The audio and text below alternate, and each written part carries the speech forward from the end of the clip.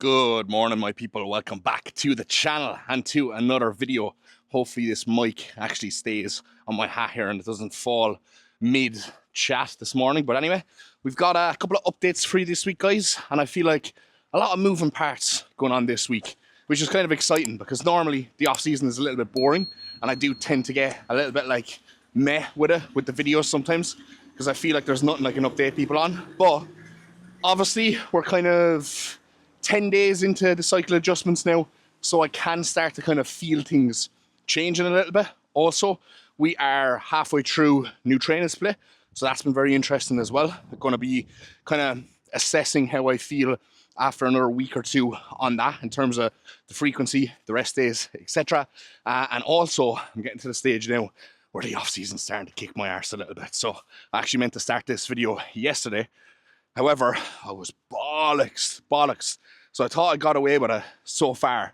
I was like, this is the easiest off-season ever. I'm still pretty productive. I'm not getting lethargic.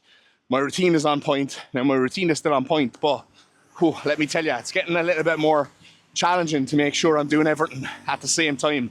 As in getting up at the same time, eating my meals at the same time, going for my walks at the same time. But I'm just like super fucking committed to making sure that I do that because it just makes the transition back into prep so much smoother and so much easier. And to be honest, it just makes everything so much smoother and easier when you can keep your routine on point. I think it's very overlooked, and I think that's why a lot of people maybe don't make the progress in the off season that they could because they don't treat it like a prep, right? In prep, everything is to the letter, to the button, and timed to perfection. But people, for some reason, don't operate in their off seasons like that.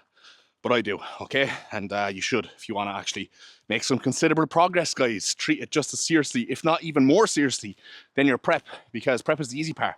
Prep is where you reveal all the muscle. Off season is where you build all the damn muscle. So anyway, like I was saying, oh yeah, I just had a bit of a moment yesterday. Like, woke up, I was wrecked getting out of bed. I was like, oh fuck, starting my check-ins. Bit slow to get through my check-ins because my brain just wasn't firing like it normally was. And I was like, I'm so tired here, all I want to do is sleep. But I made sure I was eating my meals, going for my walks, doing all that other sort of stuff. And once I had all my client work done, my first 3 meals eaten, and my steps done, I was like, right, I've got a couple of minutes to chill out before the gym. I'll go lie down. Went into bed. Was like, I'll lie down for 15 minutes. Woke up like hour and a half later maybe. And I was like, fuck. I woke up at like 1:30. Normally I'd start training at like 1, right? So I was like, fuck. Woke up, went downstairs, got a scoop of Mega Pump into me, and just went straight to the gym. And I was like, completely disoriented. And I was like, here it is now. Here's the off season really hitting me, the lethargy, you know? The tiredness, the sluggishness, wanting to nap all the time. And this is where people normally quit. This is where people tap out. They don't want to eat their meals anymore. You know, they just want to be lazy, let the routine go to shit. Don't want to get out of the bed in the morning, etc, etc, etc. So this is when I really got to lock in now and make sure I stay focused and make sure I stay committed. Because I find on prep, right, even when you're like really tired and fatigued and you're running on empty, there's like this weird motivation you get when you're running on empty, right? Like when you're low on food, you're low on fatigue, it's almost like you have this survival instinct that kicks in. You're very like driven to just do everything. And when you're in your off season, it's almost like the opposite of that. You don't have any sort of survival instinct. If anything, it's like, I don't want to say an anti-survival instinct, but it's like, you just have more than enough of everything. You've got an abundance of fucking food. Your body just starts shutting down. There's no like primal, animalistic like drive and hunger in you, you know? So there's a lot to be said for actually being hungry, guys, because I feel like it forces you to get shit done. I mean, our ancestors, the reason they were probably hungry was so that they could go out and hunt and kill something so that they could eat and they could survive. All right? You know, so that's the drive you have when you're in that sort of a mode and a zone. But when you're just a fucking glutton and you're shoving massive meals into you every single day, you just feel like a sack of shit that doesn't want to do anything. So that's mentally where the off season becomes very hard. So it takes even more discipline, in my opinion. But anyway, I'm waffling now. So off season is starting to kick in a little bit. It's starting to kick my arse a little bit. Normally this happens a little bit earlier in the off season. but it's kicked in week 20. So I'm doing good. Normally I get like 5 months in, and that's when I start to feel it, and that's when my appetite starts to go. But touch wood, appetite is still okay. Appetite is still decent. The food is still going down okay. I'm not like really struggling with any of my meals yet, which is good. So I know that even if I could get through the next like 4 or 5 weeks on cycle with my appetite in a good spot, then I'll be through the worst of it and in the clear. Because I always find when I drop down onto a cruise and my drugs come down, my appetite improves, my sleep improves, and everything gets that little bit easier. Because obviously when you're peak off season, peak drugs, peak food, your peak stress as well. So I feel like alleviating a little bit of stress from the drugs when you're at that stage, it makes everything a little bit easier. So in my mind, I'm like, right, get through the next 5, 6 weeks, push hard, suck it up, and then the cruise over Christmas will be nice and handy, hopefully. And I'll spend obviously some time at home, time with family. It'll be nice from a mental perspective as well as a physical perspective. And then we start prep. So where are we at right now, guys? 115.1 kg this morning.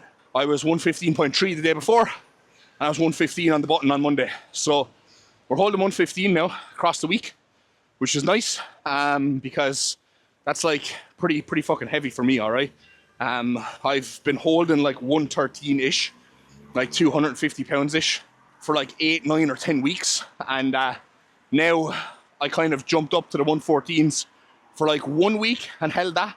And then I'm straight up into the 115s. So I think this is probably partly due to the cycle changes, I'm not going to lie, because we bumped the DHT down, we added in a fair whack of EQ, and we've bumped the test up. So I do feel like a bit of that jump in weight is just from those cycle changes, and I definitely like feel it. I definitely feel it, but so far so good. I don't feel bad. Like I'm going for a walk now and I don't feel like, oh fuck, my lower back is pumped like the last time I ramped my cycle up. So I feel pretty good. You know, I've been in the gym last couple of days, and even though yesterday I literally went to the gym off the back of a nap, and externally outside of the gym I felt like absolute fucking ass.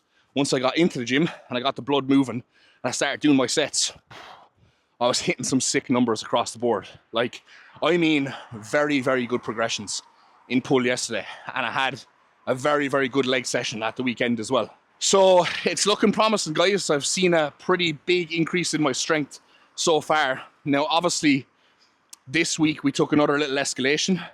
And next week, again, the test is going up and the DHT is going down.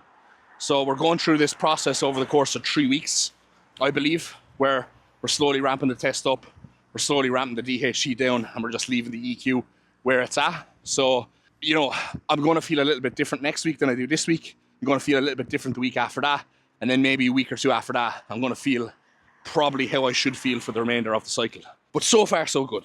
So far, so good. So hopefully nothing changes and my training performance continues to fly, because training's been a little bit meh this off season, I must say. And obviously, as you know, guys, I've had to reset numbers and I'm gonna have to kind of change how I'm approaching my chest training and etc, etc. So training has not been the way I would have ideally liked it to be, and I think moving forward I'm probably not going to be able to train in the most, like, I don't want to say optimal way, right? Optimal way for my enjoyment, as in absolutely balls to the walls, killing myself every single session. That's how I enjoy to train, but it's just not clever for me to train like that right now from an injury perspective or even from a progress perspective. I mean, when you're much smaller, guys, you don't have that much muscle, you can kind of go into the gym and you can rattle out a decent amount of volume and train balls to the walls and you kind of recover and you grow. But I feel like once you get to a certain level of strength, like if you are training balls to the walls to failure with like very, very heavy loads, it just fucking kills you. Like it really does. So I think I'm starting to realize that now. I can't be taking these fucking Widowmaker sets anymore and just completely ruining myself. Even though that is really, really fun, it's just not. I'll get like a 4 or 5 week of training done doing that, and then I'll have to fucking deload for 2 weeks. And then as well, it absolutely kills my productivity outside of the gym. So I know this might sound like I'm contradicting myself, or this might sound like I'm being a hypocrite or whatever when I say I've actually been training very smartly this push-up, because I know I keep tweaking my pec, but I have been training a lot smarter this off-season around than I have in previous off-seasons, and that's definitely helped me outside of the gym. So, you know, like I said, my routine and structure is still on point. My appetite isn't absolutely killed. And I feel like I'm still like pretty kind of productive at the moment from a client perspective and work perspective. I feel like things are starting to dip a little bit now. Like my creativity levels aren't really, you know, that high. And I'm not really like firing like I would be when I'm looking a little bit lighter and eating a little bit less food. But I don't think it's bad. Like, I've been a lot worse. Like, in previous off seasons, I've gotten to the position where my brain fog has been so bad that I sit down at the desk in the morning to do check-ins and I'm just like, I can't even think. So yeah, I'm glad I'm not getting to that stage, and hopefully I won't. I think though, based off how I feel this time around, this off season, I'm not going to get to that stage. It's not going to get that bad. So yeah, I think this is something I mentioned before in the past as well. The longer you're doing bodybuilding for, the longer you off-season for, the better you get at off-seasoning. So it's hard for me to actually tell. Is it because this off-season is easier, like actually easier, or is it because it's perceivably easier that I feel like this? Does that make sense? Like, maybe before in the past, my off-season was this hard and I was actually unproductive in this like position that I'm in right now. But I just don't feel like it's as bad anymore now because I've just grown so accustomed to feeling like that. Hopefully that makes sense. Makes sense to me, but hopefully you get what I'm trying to say. I'm just used to being in this position, basically. I'm just used to being at this stage in the off season where things kind of start to feel a little bit crappy, but I can just suck it up and just get on with it because I've been here and I've done it all before, sort of thing. That's why, like, the more you prep just gets easy. Just gets super easy. So that's my little morning ramble, guys, to start off the video. Is there anything else I wanted to update you on? No, so I updated you on the body weight, updated you on how the cycle changes have been going so far. So far, so good. I feel tremendous, which is good, but it's still early days, yeah. And, training split, new trains. So, new train split is upper lower rest, pull push legs. We'd pull yesterday, tremendous fucking session. And we have push today. So, don't think there's any changes to this push session versus what I would have done before. So this should be good to go. But yeah, then we'll have legs tomorrow. So I'm interested to see how my legs will feel because I only train them at the weekend. So my leg frequency is going to be a lot higher now, and he's not really changed the volume too much. I think he's only removed one set of quads total, which is great because I kind of thought I could have handled more quad volume on my old setup. So now I think I should be at the Goldilocks zone. So that is fucking epic. So I may or may not bring the camera to the gym today, but if I do, you'll see. Yes, guys, we're back after what has been, let's say, a little bit of a stressful morning for me. So I was on the phone to AIB, Irish Bank, of all fucking places, for like 45 minutes this morning and still didn't resolve what I needed to get resolved. So basically, TLDR, how I pay for my gear over here is PayPal. I've reached my payment sending / receiving limit on PayPal, so I need to verify my account. Now here's the issue. I've lived in the UK for 3 years, okay? My account is an Irish account. Because it's an Irish account, I can't change the address to UK address to verify a UK bank account. So because of that, I have to have my Irish bank account verified, which is fine. So I was like, I'll get a bank statement, I'll log into my AIB mobile banking app. I've been logged out my AIB mobile banking app and I can't remember the 8-digit registration code because it's been fucking 3 years pretty much since I've had to kind of use that, okay? So then I rang up AIB, was on the phone with them, told them the code, or told them I would need the code, etc., all this sort of waffle. And they needed like a recent transaction on my account. I said, the only thing that comes out of that account is Spotify. €12.99, only thing that comes out of that account. Literally all that's come out of that account for 3 years. That's not a recent transaction. What do you mean it's not a recent transaction? It's the only thing that comes out every single month for the last 3 years. Oh, but it needs to be within the last 10 days. I was like, are you fucking for real? So I went on to Amazon, I registered my card, I bought a fucking bar of chocolate for €4.04 on Amazon. I said, now, €4.04, that'll pop up. Oh, because that's not an ATM transaction, it's a pending transaction, so I can see it's €4.04, but technically it's not allowed, whatever, so I can't give you your fucking 8-digit access code to log into your mobile banking. I was like, what? Like, why do these banks make it so fucking difficult for you to do anything? I mean, like, it's clearly me on the phone. I've got all my details. I know my date of birth. I know my address. I gave him the big, long 16-digit code on my card that was right in front of me. Gave him my card number. Gave him absolutely everything he needed to know. But no, I have to wait for the transaction that I've just fucking.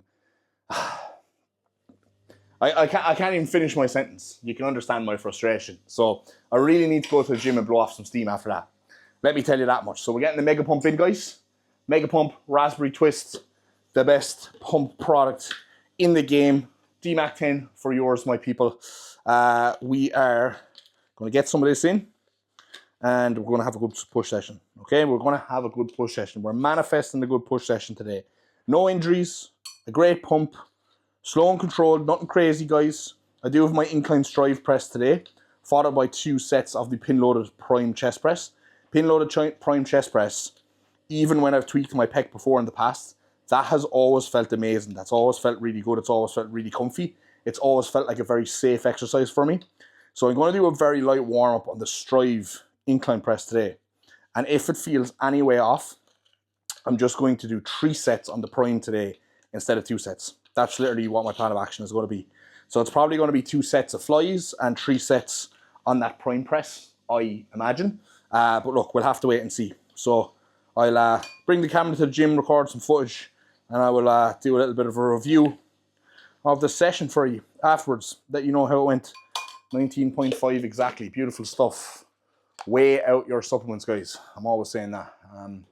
Accuracy. I always want to make sure I'm getting like the correct dose, especially with my supplements. Like my drugs, my supplements, I always weigh them out very, very accurately.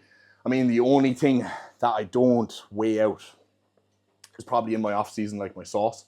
Actually, I still weigh in my sauce at the moment because I'm just in the habit of it from prep, because prep wasn't that long ago. But if I do like go squirt, and I do like 2 grams over, I'm like, it's just a bit of ketchup or whatever, you know, so it doesn't bother me that much. But with things like my supplements and stuff, I'll never just like throw a scoop in. You know, I'll never just be like scoop of this, scoop of that or whatever. I do like to weigh them, even when I'm making my intra, which I've got in here, which is my carb drive, my hydroflow, my creatine, my glutamine. I weigh absolutely everything. Also, I was on the unflavored carb drive. I've got the mango carb drive here. I've had this for like the last month or so, and fuck me, it's so nice. I actually love that. That's been really, really good. And I used to use JP Sustain. In actual fact, guys, I still actually have a bag of JP Sustain in the back here because I got loads of it during his Black Friday sale last year. I think I got like 3 bags of it. So I was like, this will do me for intra for like the year. But then fucking Conte signed me up and I started using the carb drive, and it just digested way better. So I kind of was like going between the two of them. Like some days I'd have the carb drive, other days I'd have the sustain. But now I haven't had the sustain in ages because just with like where my stomach and my food is at, I'm like really, really trying to optimize my digestion. So I find the sustain, for whatever reason, sits a little bit too heavy on my stomach. So the carb drive is just much better. It's just much better at the moment. And I used to really rate the sustain as an intra. Not that I don't anymore. It is a great intra, but the carb drive is better, basically, is what I'm trying to say.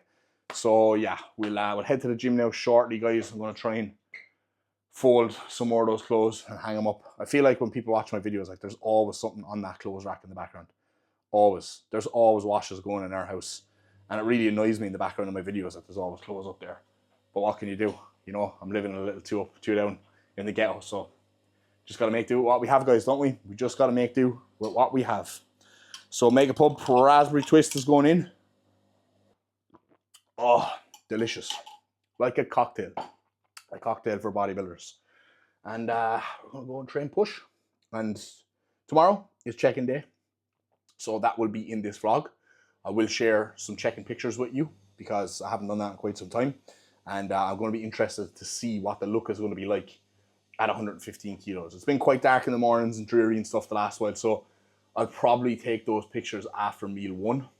So I will have a little bit of fluid and I will have like, you know, a bit of food in me, but hopefully it shouldn't skew the look too much. All right. Oh, yes, guys. What's happening? We're back in action. We're here for attempt number 2 of recording an in-gym push session today.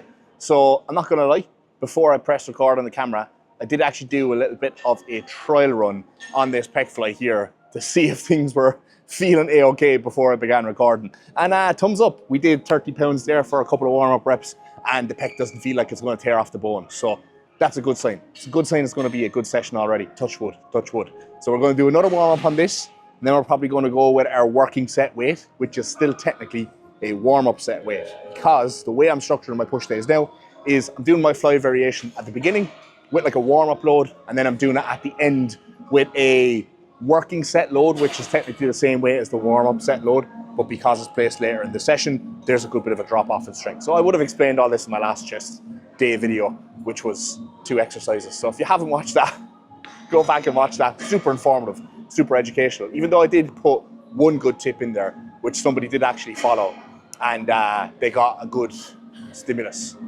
out of it. Yeah, technically, that's what it was. So we're going to crack on today. We've got 2 sets flies and 3 set pressing, like I mentioned. So really hoping the incline strive is going to feel good today, but I'm a little bit suspect of it. And to be honest, you know, I might just do like a very light set in it, just to actually, I don't know, get a feel for the movement one more time before I go and do a heavy set like next week or whatever. So yeah, that's basically just how I'm going to approach it today. Very slow, very controlled, and not take the piss too much at all. So we get stuck into it.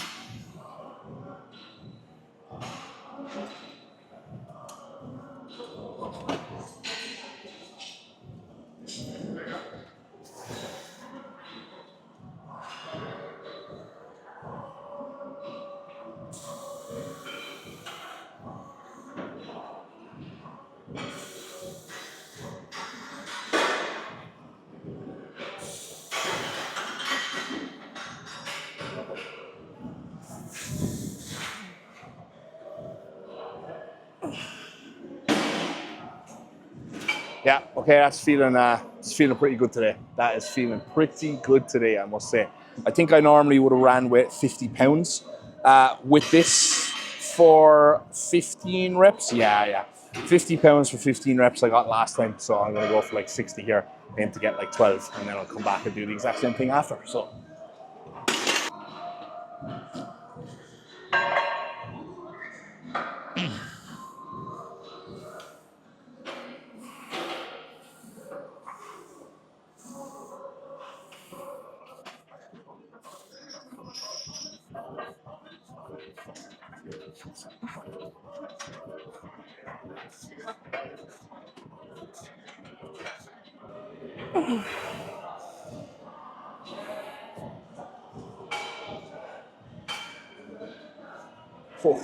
that felt really good. That's match reps there. I didn't expect that. I thought I'd get like 12. But feeling good today, feeling strong. Telling you, boys, that EQ is kicking in for sure. All right, guys, my first warm-up felt pretty decent on this. I just had one plate on the middle peg. I got one plate on the top peg here now, which is lengthened range. So we'll see how this feels. Hopefully it feels pretty decent, and I can do like a moderate weight kind of a set for my top set. Just have one set on this today, so you know, again, I won't blow my load too early. Now, I got some fresh wrist straps on here, guys. We got the Hard Body Blackout collection. Very nice. So black on black wrist straps. Literally can't go wrong on this. It's got the Hard Body embellished logo, and it's got Blackout written on the close side. Very nice. So we're going to break these bad boys in today, and hopefully they're going to give me some good luck.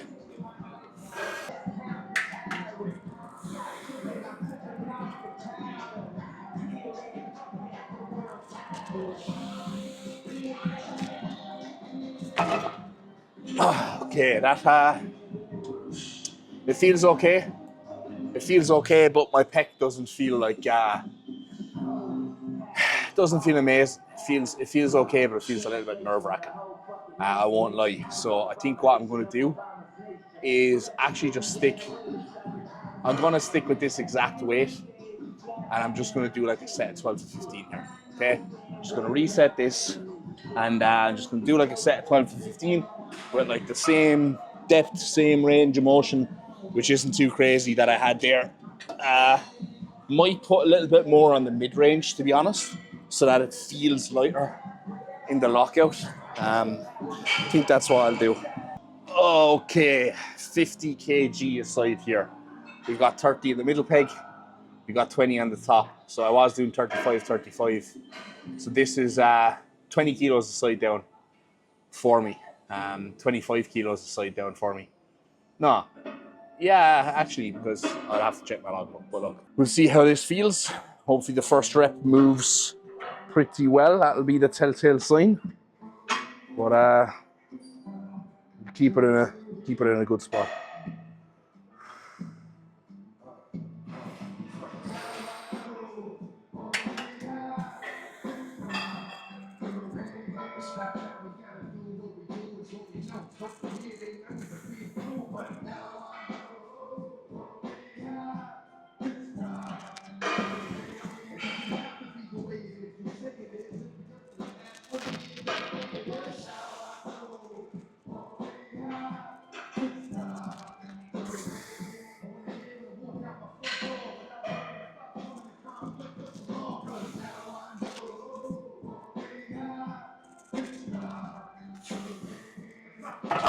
Oh, I'm gonna leave that there. I'm gonna leave that there and take that as getting a little bit of a stimulus. Yeah, that felt a little bit. It felt a little bit chancy, guys. I'm not gonna lie. I've been very, very careful of it.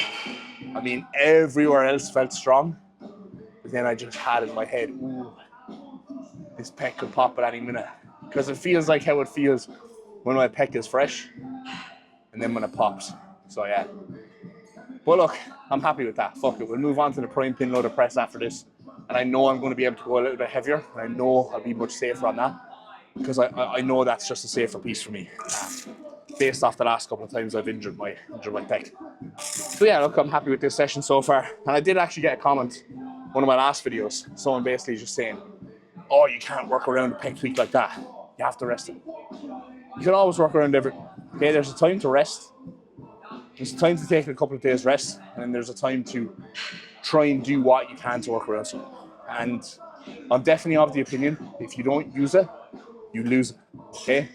And anytime I've gotten injuries before in the past, I remember even when I tore my hamstring here like 3-4 years ago, Kuba actually had me doing, and I could barely fucking walk for 3 days, and he had me in here doing 20 rep sets of like single leg line hamstring curls. And you know what? It helped. Driving blood flow into the area is going to help with that recovery process, okay? Now, if my pec was completely fucking tore off the bone and it was bruised and everything else like that, obviously I'd have to leave it properly healing for a while. But then you want to be going back and you want to be doing something, you want to be rehabbing, you want to be making sure the strength stays in that area, okay? And you don't just completely not use it and it just completely atrophies over time. So, you know, I think that's just a weak mindset. Oh, something doesn't feel good, I'm just not going to train it. You know, I feel like if anyone else had one of these pec tweaks, they just wouldn't train chest for months probably. You know, what's that going to solve? You know, like, can I still go into the gym? Can I still get a decent stimulus? Can I still work around things? And by doing that, am I mentally going to feel like my chest isn't going to disappear? Yeah, I am. You know, if I can go into the gym, I can still actually train my chest to some degree. It's better than doing absolutely fucking nothing. Okay, like that fucking shitty 6 or 7 reps or whatever I did there, it's still better than nothing. Okay, so it's progress, right? It's not perfection, it's progress, it's forward momentum. And like every time I'm able to come into the gym and do something like this, that's, for me in my mind, working around the injury I have. It's like another little just like penny in the piggy bank there to recovery. Does that make sense? So it's a mental thing for me as well as a physical thing. Physically, I don't want to lose the strength in my chest. I don't want to lose the size of my chest, etc. But mentally, I don't want to accept defeat. You know, mentally, I don't want to accept that like I can't train something, right? Like, don't tell me I can't do something, or I'm going to want to do it. You know? Tell me I can't work around something. I'm going to show you I can work around something. All right, prime pin loaded chest press. So did a couple of warm ups there off camera, and again, it's feeling good. I mean, like I can still. I don't want to say I can like feel the twinge of my pec, but like I can still almost like feel like it's not oomph ready, if that makes sense. So I'm going to just be very, very slow and controlled here and not use too much aggression out of the hole like I normally do and can do on this. Weight wise, it was feeling pretty manageable, so I'm going to run with my back offset load from last week for my top set, and most likely for my back offset as well, dependence on how it feels. So we still got 250 pounds here, so still, you know, pretty respectable weight. I'm only like what I was, only like 2 pegs off fully stacking this. Well, plus the cam, so 2 pegs plus the cam off stacking this, which isn't really that much runway left for progression on this piece. I remember when I first started on this as well, I was lifting like fuck all on it. I was like, remember training with Mark one day, and Mark was nearly doing the full stack. I was like, fuck me, how is he shifting that load on this? Like, that's so strong. And here I am, nearly strong as you, big boy, if you're watching this.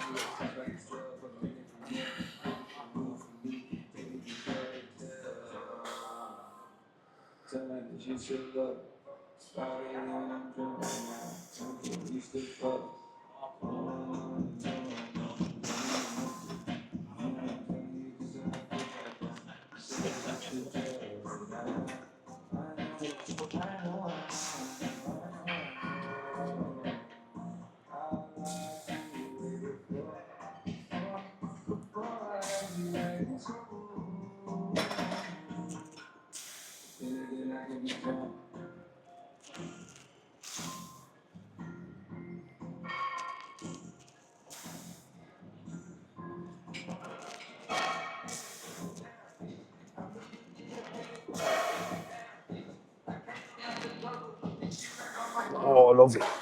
Woohoo! Oh, that felt really good. Oh, I felt like that just felt better and better the longer I was doing it. Happy days. So that is 12 reps there. So it's my back off set weight from last week with upper rep. I know I didn't do my top set beforehand. Shh, we don't want to talk about that. So, you know, that only started kind of feeling good on rep like 9, 10, 11 there. So I think I'll actually drop the load and aim for that kind of maybe 12 rep range again for the back off. Right, guys, we are back on the fly. Same way as last time, 60 pounds.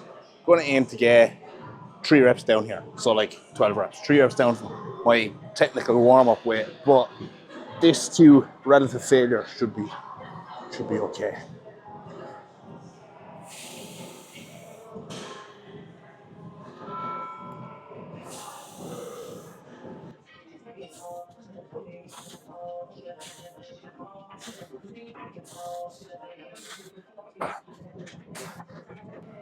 Oh.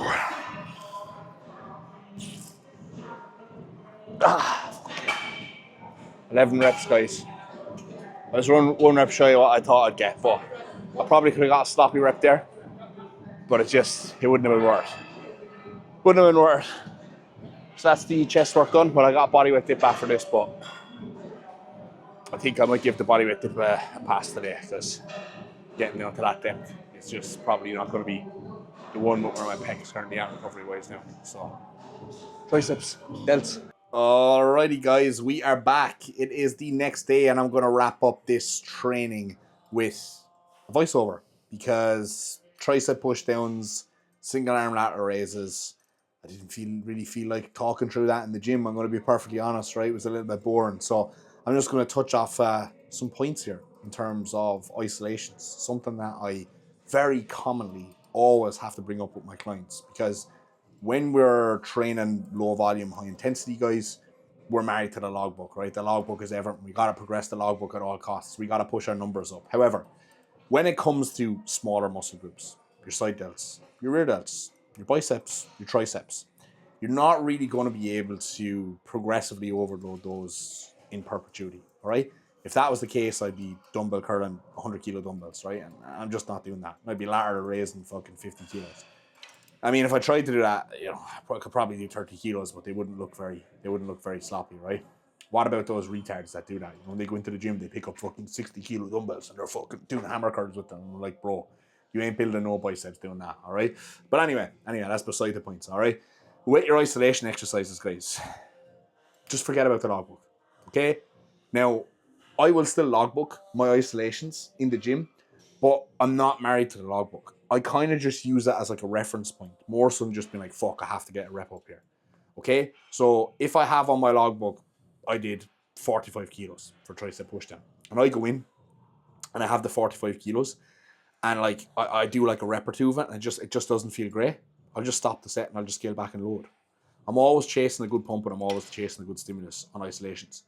And the way I use the logbook with isolations is, let's say I start off, right, and I've got a new exercise on my plan, single arm curl flatter.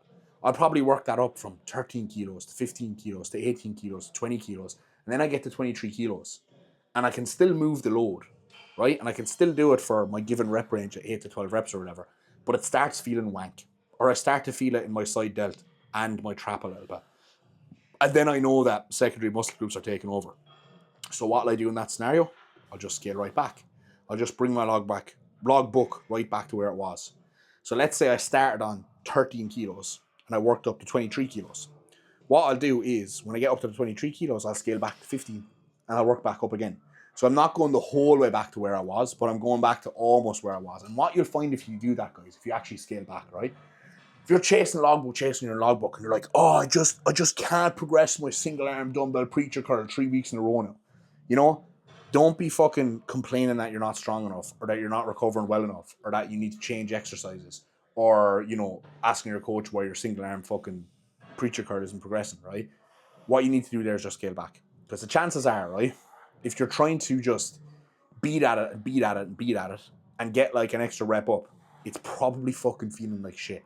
Okay? So scale back, use a lighter load, right? If it's like a bicep exercise, it's a tricep exercise, spend some time in the stretch, spend a little bit more time in the contraction, pump it, squeeze it, make every single rep count a little bit more instead of just trying to move that load. I fucking guarantee you guys, if you do this on your isolation exercises, they're just going to feel a hell of a lot better. I see way too many people in the gym going too heavy for smaller muscle groups, right? I think there's a reason why people have small arms, small rear delts, small calves. It's because of this, right? It's because they're trying to lift too heavy. Fair enough, you ego lift on your quads. Are you still going to build big quads? Probably. Your quads are a massive fucking muscle group. If you're ego lifting on a leg press, you're still probably shifting a decent enough load around to provide some sort of a stimulus.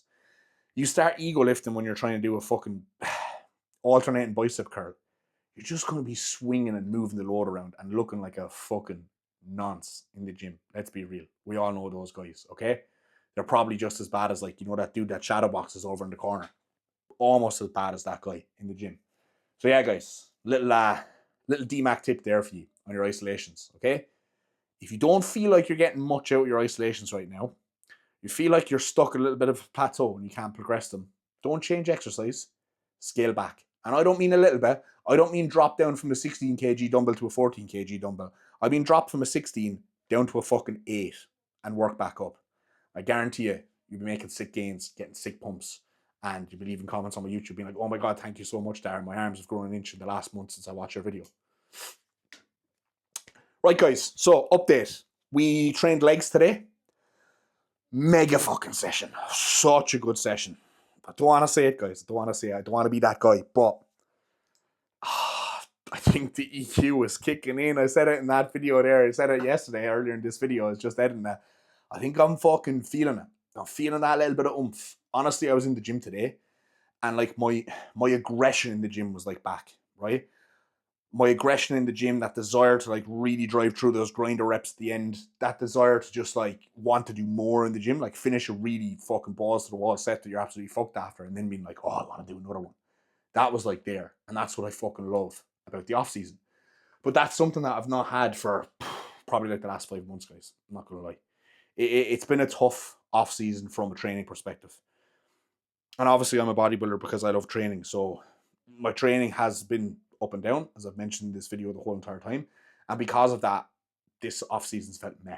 I felt like I haven't made that much progress and bad. Now look, objectively, on the outside looking in, I have, because I look fucking huge, and I'm going to share my check-in photos with you right now, right? I look the craziest I've ever looked, but I just don't feel like I've made progress because my training's been so wank.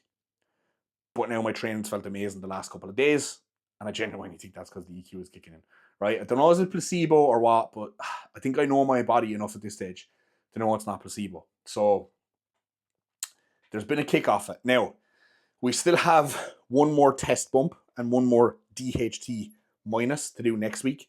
And then obviously, guys, we need to leave it another 3 or 4 weeks to like really settle and stabilize my system. So I might feel really good now, but hopefully I don't feel really shit in another while. So we're not through the clear yet. But if I do feel this amazing for the rest of the push-up, then fuck me, I'm definitely going to be starting prep with a little bit of EQ. That is for sure. That is for sure. And it'd be very interesting to see my bloods and where they're at. But I do genuinely think my bloods are going to correlate with how good I'm actually feeling. Okay? Got my last bloods back. Estrogen was through the fucking roof. I fucking felt it. I felt like shit. Okay? This time around, it's looking promising. So anyway, guys, check-in photos from this morning. Let me just move you over here for a second, okay? So you can see my big, pale, red-looking physique here because there was a little bit of a glare in the morning. So I'm going to pop these pictures up here. Boom. So we've just got the front standing, dead on, relaxed shot. These pics are after one meal and a little bit of fluid, so we have to take that into consideration. But honestly, guys, I look tighter here. Like, I look tighter. I look fuller and tighter from the front. I think my legs look like they've got more, like, just pop. And my abs, like, I actually look leaner in the midsection. Like, I'm holding less water. But I'm 115.1 kg. So I skipped the 114s. Boom. Straight up into the 115s now. Since the EQ has gone in. And I just look way better, right? Front relaxed. Obviously, you can't really vacuum here because, you know, I had a meal and some fluid and I'm peak off season. But the legs, man. Look at the legs. Look at the legs. The legs look fucking mega there. To me, they're looking very good. My legs have never looked like that in the off season. Like, I've actually got like a rec fem going on in the off season. That's pretty wild to me. Quarter turn, not looking too bad. Leg looks a little bit juicy there. Back relaxed. I was actually quite surprised at how this is looking. Normally my back relaxed looks pretty wank. I think I just posed it good today. So you know, I've got quite a lot of upper back going on, but you know, not a lot of that going on. But we play with the cards we're dealt, guys. Okay. What about those? What about them legs though? What about that nappy I'm wearing? I need to get larger posing trunks. You'll notice here I've got, you know, some lumps on my left and right side glute. It's just from pinning, guys. My shots are still like 1.8 mil, which is just ridiculous. So obviously I've pinned my glutes the last 2 days, right? So like for, you know, 2 or 3 days after I pin my glutes, there's a bit of a lump and then it goes away just in time for the next injection, which is good because we don't want any abscesses around here. Another quarter turn to the right there. Not bad, not bad. We have got front double. I didn't like how I posed my front doubles today. So we've got my just standard front double here and then my kind of classic looking front double. Yeah, I don't know what was off today. I don't know, was it just because I couldn't hold my midsection in as much or I couldn't externally rotate that well, so my arms look smaller. I don't know, but I just didn't really like how these looked this morning. But look, for peak off season, they could look worse, couldn't they? Front lat spread, arguably my worst shot. I mean, legs look okay here, but everything else looks fucking absolutely wank. So we'll scroll past that. Side chest, again, after a meal and some fluid, could really suck the gut in as well here. But looking thick, so not too bad. Back double bicep. Skip past the side tricep, guys. You don't need to see that. You don't need to see that. Trust me. Again, here it's it's getting difficult to hit this. My external rotation is getting really bad, guys. Really bad. The bigger I'm getting, it's quite woeful. But I think, you know, shoulders and arms are looking thick enough here. I think my back always looks quite thick in the off season, and then I diet down, and it just fades away. But it is what it is. Back lat spread, okay. Abs and thigh, flabs and thigh, okay. Not looking too bad. Again, midsection. Midsection looks tighter here, guys. Like, this midsection is for sure tighter than it was last week. It just is. So bigger, fuller, harder, drier, tighter. All the buzzwords with the EQ in. Most muscular. This is really where it's quite apparent to me. Okay, like, my most muscular is always like my fullest looking shot, my biggest looking shot. It's just always the case. But like, this looks pretty fucking juicy, guys. This looks pretty juicy. So, you know, my whole top line, shoulders, arms, chest actually look decent there. So, you know, I was really happy with these photos this morning. I was actually really happy with these photos this morning, which is unusual for me. Sometimes I like shots when I take them, and the last couple of weeks I've really not been liking my shots, but I just feel like the look is different today. You get me? And I was kind of dreading taking the shots because I was like, oh fuck, my body weight jumped up to the 115s really quickly here. Am I going to look really soft? What's it going to be like? But I just think I look fuller, and I look like I'm holding less water. that's literally it. Hands behind the back, most muscular. And then my favorite classic pose here, which look, I can't suck the midsection in that much, but you know, it's can still hit this. We can still hit this, and it's peak off season, so we won't complain. But yeah, guys, that's the physique update. Holding 115 for the last 5 days or so now. So like all-time heaviest weight for me. Don't feel like I'm tapped out just yet, but starting to feel a little bit terrible here or there. And yeah, we've got 65 days left in a surplus, which actually is not that long at all. It's going to fly by. So yeah, that's pretty much it, guys. We've got a rest day tomorrow, so Will is calling around to do my tissue work. I'm going to get a haircut. I'm going to have a bit of a pamper day, and then we're in for upper lower at the weekend. Fucking buzzing. Let's go. All right, guys. Thanks for watching. Make sure to drop a like if you haven't already. We'll catch you in the next one.